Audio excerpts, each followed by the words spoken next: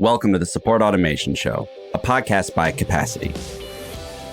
Join us for conversations with leaders in customer or employee support who are using technology to answer questions, automate processes, and build innovative solutions to any business challenge. I'm your host, Justin Schmidt. Max, welcome to the Support Automation Show. Hi, Justin. Thanks for having me. Absolutely. Where's this podcast find you? So I'm in Paris right now. Paris, France, one of my favorite cities in the world. Haven't been since 2013, I think was the last time I was there. But of all the bucket list sort of vacation destinations that we Americans have, the three I recommend to people the most are Paris, France, Cinque Terre, Italy, and Iceland. That's nice. So good to have a representative from one of my favorite cities in the world. So you are the co-founder and CEO of Zest. Why don't you tell us, just before we get started here, a little bit about yourself, what led to the founding of Zest, and then what Zest is doing to drive value? So I'm going to try to be pretty quick. I've always built companies. This is my third companies. And basically in the two past ones, we got, I would say, a huge dimension of customer support. Customer support was really the center of all and what made it work. And so this is basically what my co-founder and I made us focus on. Hey, they're still missing a lot of things on the support tech scene. I feel we were pretty underserved in terms of technology. And we were hey, why not trying to build something in that space? And this is basically how Zest is born. And what we do is we are a screen recorder built for customer support. So I don't know, I guess most of you guys know Loom. Oh, yeah. Loom helps you record your screen to share with customers. I like to see us as a reverse Loom in a sense that it helps your customers to easily record their screen to show you an issue, a feedback, a question, so you can easily understand what's going on, the full context, and speed up a resolution, basically. Fascinating. So basically then a person on the CX team would be able to get effectively a session recording of a particular issue that the customer can then, is the customer initiating the recording, or is it sort of recording every session and then? No, the customer initiates the recording. So let's say I'm an agent, you're the customer, you're telling me, hey, I'm having an issue with your product. I'm just gonna request to record. So just sending you a little link, you're gonna click on the link, don't need to install or download anything, and automatically it's gonna start and you can show me what's going on. And I'm gonna receive this directly in my help desk. So intercoms, Zendesk, and all the rest. Very, very cool. And this is a particularly interesting bit of technology to me because of the fact that we are kind of able to take a particular session down to a single user's experience with the product, which is very cool because a lot of times when we think about technology and automation in the larger support landscape, you think of everything from a simple as a chatbot that can answer some questions automatically, before it hands off to an agent, all the way to fully automated IVR systems where, you've got tens of thousands of people calling in every day or whatever, if it's whatever large organization would have a big IVR system, and you don't have this individualized, encapsulated, snapshot of an issue, but you guys are able to create those, get them back over to customer support teams, and then the support team knows exactly what the customer is seeing. It's very cool. And I was looking on the website here. The other thing that looks really interesting, are you then also recording not just video, but also things in the console that are HTML or JavaScript that's rendering as well? Yeah, we basically get all the logs. So if you need to escalate the issue to the product team or engineers, you get all the technical context you need to. The main idea basically is to avoid back and forth. When you have an issue, you'd be, hey, Max, I have an issue. And I will tell you, hey, how does it look like? And you're going to tell me something and I'm not going to understand, or at least I'm going to misunderstand what you're telling me. I'm going to go back to you. And this it's not efficient, make me lose time. And yeah, it's just not nice for both of us, right? So Exactly. what we're trying here to do is just to improve like the workflow here, both for the customer and for the agents. Love it. So to get into the meat of our conversation, I'm going to ask you the question I ask everybody after we learn more about the guest and what it is they're doing. And that is, what does the phrase support automation mean to you? So what's pretty funny, as you realize, like with Zest, we are more on a one-on-one support than automation. But what we realize over time is like, if you want to provide one-on-one support, you need to have everything else automated. So this is basically like, I mean, one doesn't live without the other one, right? Yes. So all our customers, and I've seen so many teams, I mean, especially in SaaS business, but not only, like many other industry too. And if one day you have the need for great one-on-one support, you can be sure that all the rest that maybe you don't see or what's under the hood, everything is automated. So I really don't see them as some different things. They complement each other's, and one needs the others to exist, or at least to exist in a great way. So for me, like, obviously, I mean, to answer your question short, like what it means automation, it means like it's a one-on-one of support. Because if you want to provide like one-on-one like customer support, you obviously need to start by having everything automated, from your support processes, both outside like customer facing, but also like internal, right? Yes. And I am so glad you specifically called out that automation and one-to-one support really are two sides of the same coin and not necessarily mutually exclusive concepts, because this is something that we believe at Capacity very strongly in as well, is that the best automation is not there to replace, your best people, right? Automation should exist to allow your teams, allow your people to be able to do their best work. And in the support context, that means having your teams able to really dive in and solve the high value, high bandwidth, important issues for a customer and not be bogged down by answering the same question 17,000 times in a single day, right? Definitely. This is quite honestly the first time this specific point has been brought up in these interviews. And I'm really grateful you did it, because it allows for the conversation that I think a lot of leaders need to hear and a lot of leaders need to have. And that is to really think about automation, not simply to eliminate things, but to create bandwidth for other issues. And what you're doing at Zest is literally to make that bandwidth for those other issues as efficient as possible, to your point on removing the back and forth. It's funny you're bringing that up, because so many people doesn't see like automation as something to enhance relationship. I definitely do. It's not here to replace relationship. We're not talking about like relationship on one side and automation on the other ones. And this is what might sound on the very first look when people are talking about automation. But trust me, if you really look at I've seen like support team operated like hundreds of them. And the ones who are able to build the best relationship with the customer, because at the end, this is what matters, at least is what I believe it matters. Those ones are the one who has the most like support automated to, as you said, like just let them do the best work and just like a high value work. Right.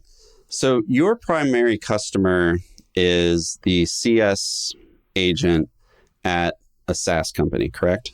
You guys are mostly working with other software companies in your customer roster? Yeah, I would say that like when you say screen recording, basically you need to have stuff to record. It's a bit stupid, but it's true. And more customers spend time on the product, on the website, more we're going to be useful. So SaaS companies are, I would say, 80% of our customers, but we have others, Right, of course.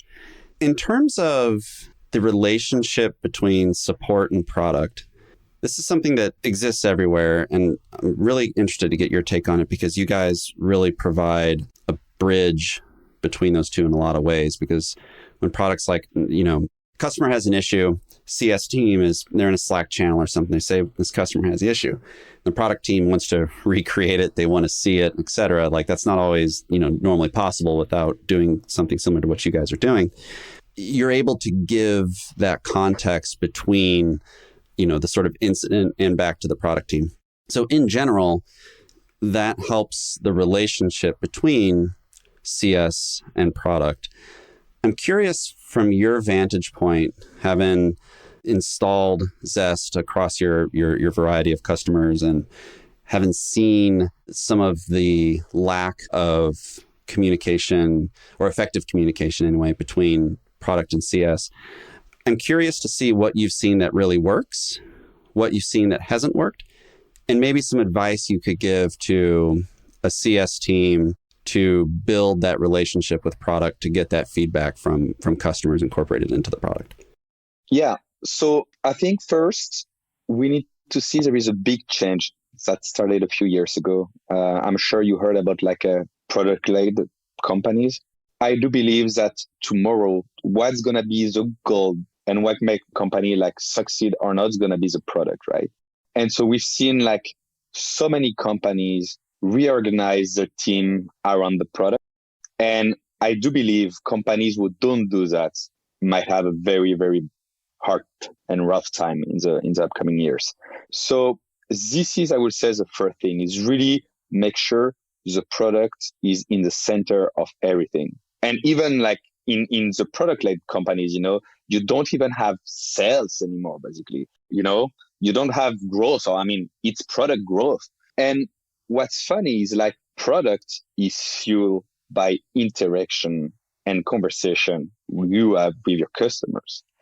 And this is also where customer support is coming. And what's pretty funny, what I've seen in the best companies is, like before you really had like, hey, you start with the sales, then you have an account manager, and then once the onboarding is done, you have the support like helping you.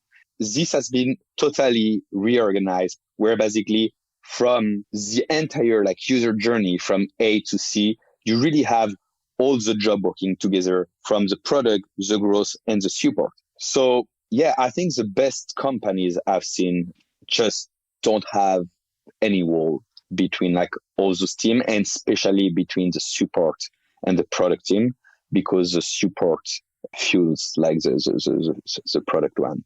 We could enter in the details on how like to give all the insights and how product team deals with all those insights. But yeah, I guess it just like makes the communication very easy between the two and have processes to make sure like the product team receive everything from like customer support teams.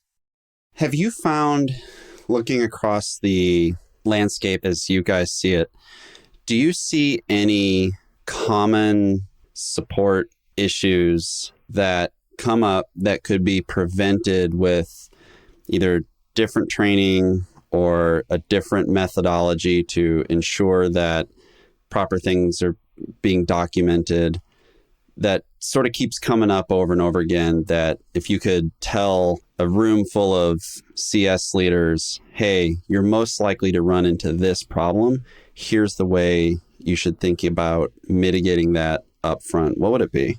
Might be a bit different, but I would say like the thing I would really recommend, because I've seen so many teams like struggling with that, is to publicly publish your KPIs, your support KPIs. Might sound a bit counterproductive right now, but the thing is like support teams are always kind of hidden, like customers don't really see them. And I think the best thing that helps support team align with their objectives and with the customers is publish publicly your KPI, your support metrics. So I don't know, you could grab 3, like this is our average response time. This is blah, blah, blah, blah, blah, blah. And most of the time, these are totally hidden. You have them like in your dashboard of your support teams, but right. Just make them super publish to your customers. I guess you've seen like status page, when, for example, you have your server done and stuff. Yep. And people have this publicly. What I recommend is to pull every day of data live to what we could call like support metrics page and make this available to all your customer. And this is such a competitive advantage. This is, I mean, I think it's one of the easier thing to do that will bring you the most value to your support team. So yeah, this is a great idea. I like this a lot because to your point, if you're good at providing world-class support and world-class customer success management to your customers, you should let everybody know that, and not just on our website somewhere it says, we love our customers. It's like, well, of course you do, right? Like find me a business that doesn't say we love our customers.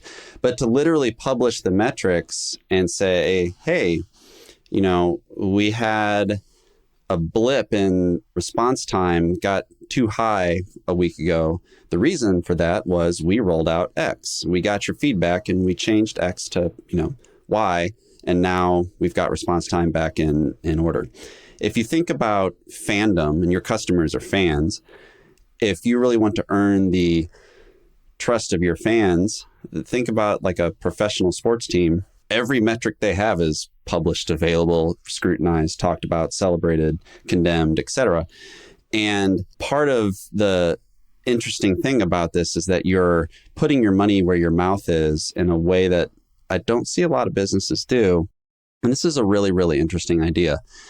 I like it. It helps the customer support and customer success teams start the conversation with their future customers earlier, because now they're kind of showing to prospects, hey, this is how good we are or aren't in certain areas.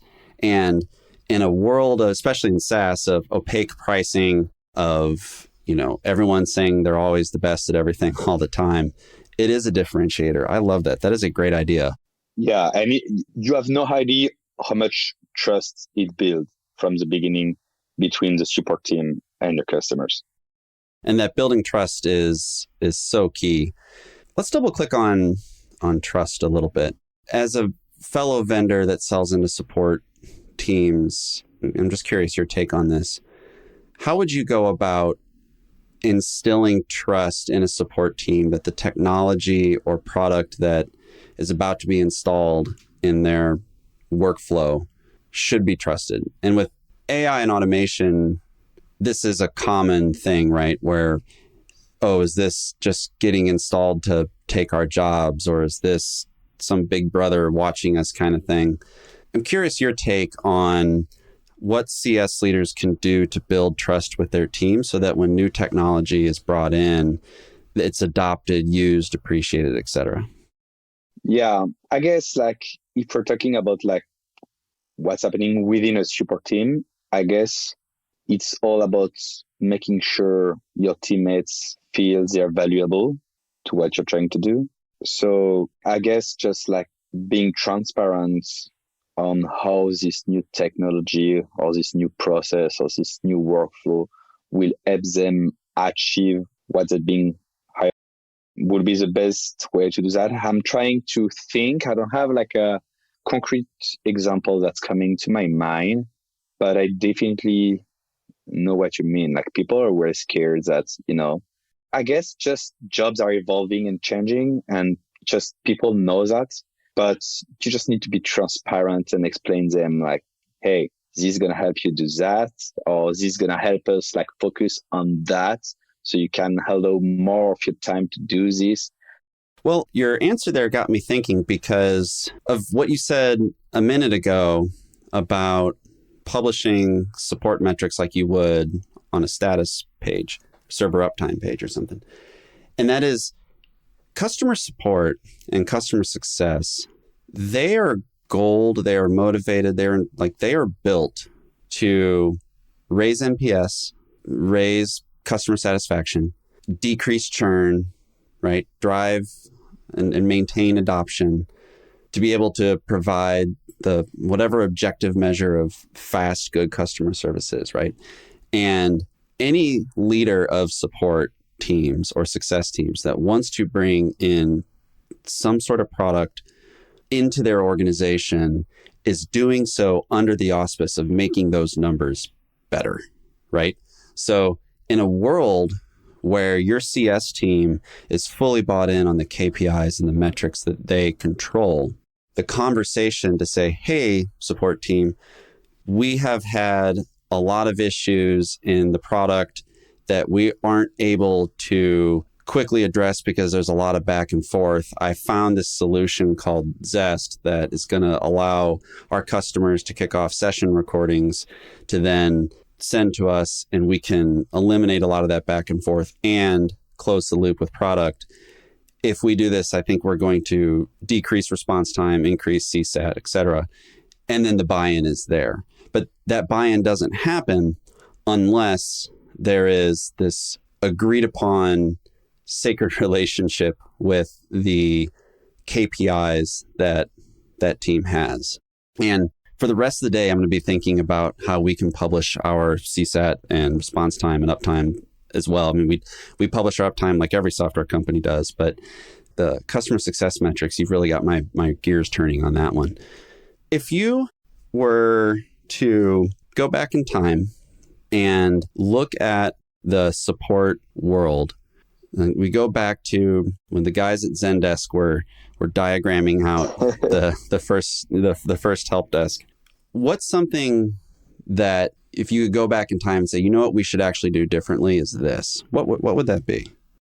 I don't know. I think, talking about automation, we are entering in a world of automation where really it's efficient and it's great. But when automation started, it was pretty bad, right?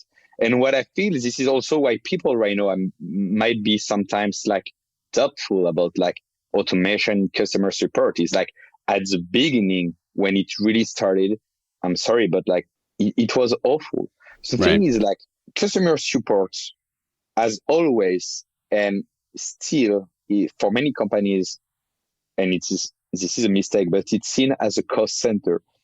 Yes. So one of the first things that people started to automate, like back in the days, I'm talking like 10 years, from now, was like customer support. But automation process was far from what we have now, Automation was like, I don't know, you have a boat like talking and talking and talking, and you just wanted to talk to someone because the boat was looping and looping, I have like, I don't know, I experienced that with like a airlines company or stuff like this. And some of them still have that, right? But to me, this is like, I mean, that was so helpful in customer support. And I think like, this is, I don't know if I could change something, but obviously like technology need to I mean, now it's mature and you need to go through this. But regarding like customer support was really one thing I didn't like back then. But I think like support leaders are changing their minds, especially like C-level people like CEO and stuff of big companies like knows what are automation. But yeah, like back in the days was like definitely what I would have changed. Just have like the type of automation we can do nowadays, because it was pretty crappy and now it's great. Yeah, the evolution in conversational design that has occurred over the last 5, 6, 7 years has really been great. I mean, I can't speak for what it was like in the early 2000s in France and Europe on what dealing with automated phone menus was like. But I can tell you with absolute certainty that, I would dial the number and I'd say, speak to an agent, smash 0 on the phone, speak to an agent. Yeah. And it's not because of anything else other than the way the voice would read the menus and tell me what button to push for what is just arduous and long and terrible. And then that exact same thinking just got like dumped into chatbots when it was available. And it's like, guys, we need to learn to create experiences and use conversational design in such a way that we're making this a seamless, fast experience and not just like recreating the crappy IVR system, right? Sure. And yeah, I was telling you, like all those examples, we are talking about like, I would say like customer facing teams. But I think the most astonished improvements are not so much in what the customer experiences, but like on an internal way, basically on all the internal processes and workflow that automations can help the support team with. This is stuff that customer don't see, right? Mm-hmm. But that helps like support teams like just provide better support. Right.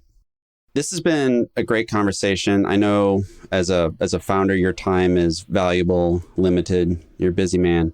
It's also 5 o'clock over there. It's almost 6 o'clock. I need to let you get to dinner and your evening. So I want to close this show with the same rapid fire round that we close every show with. And that is just first thing that comes to mind. What's the book that you most often recommend to people? Except Sapiens, because Sapiens is like obviously something that someone should read. That is a good one, by the way. Sapiens is a absolute must read. Wholeheartedly agree with you on that one. I'm currently I'm just gonna tell you, it's not the one I would recommend, but I'm gonna tell you the one I have right now in my night shelves. This is The Three Musketeers of Alexandre Dumas, which is like obviously French, and this is a novel which I love. So yeah, I'll go for this one. Yeah, thanks for recommending books that aren't business self-help books, by the way. That's always refreshing to hear. I think when I ask that question, people usually think, oh, I need the 7 Habits of Highly Effective People. I'm like, no, you can tell me Harry Potter if that's what your answer is. I'm reading 90% of like self-help and business book, but I'm trying to read more and more novels because you're traveling, dreaming. It helps your brain to just, it's more enjoyable to read. Yeah. That's the truth, right? Yeah. What's the best productivity tip or productivity hack that you've folded into your practice that you would recommend to people? I guess just go for a walk. It's stupid, but as soon as I feel like, there's so much going on, or like, I don't know, like some days are like tough. If I feel I'm just like overwhelmed, I just like stop everything and go for a walk. Just walking sometimes like 5 minutes and I go back to my seats. But I guess this is my productivity hack number 1. No, I'm a full-throated endorsement on the midday walk. I've taken to, if there's a meeting that I don't need to present anything on, I will do it with headphones in my ears, walking around my neighborhood. I can look at the slides on my phone. I can participate just as actively as I did if I was sitting at my desk or standing at my desk, but my body's moving. I'm in nature. I'm smelling things. I'm seeing the beautiful architecture in the neighborhood I live in. 100% recommend that. Lastly, if you could recommend one website, blog, Slack community, LinkedIn group, etc., for leaders and support, what would it be? The Mom Test. You guys need to go check it. I think it's the momtest.com or something like this, which is basically the art on how to talk to customers. Oh, okay. Without having them enter in the way you want them to enter. So this is like crossroad between, I would say, like product interview and support. And I think this is one of the most helpful book as a founder, but also for everyone who need to deal with customers.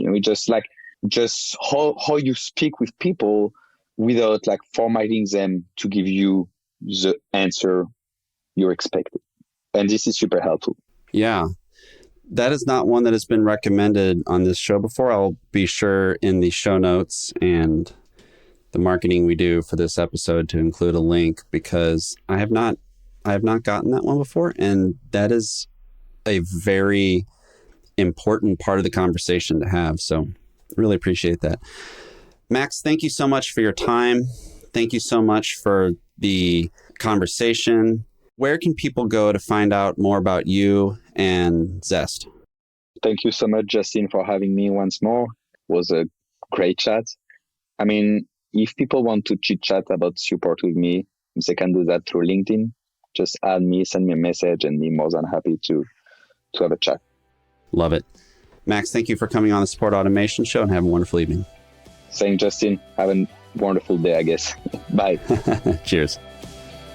The Support Automation Show is brought to you by Capacity. Visit capacity.com to find everything you need for automating support and business processes in one powerful platform. You can find the show by searching for Support Automation in your favorite podcast app. Please subscribe so you don't miss any future episodes. On behalf of the team here at Capacity, thanks for listening.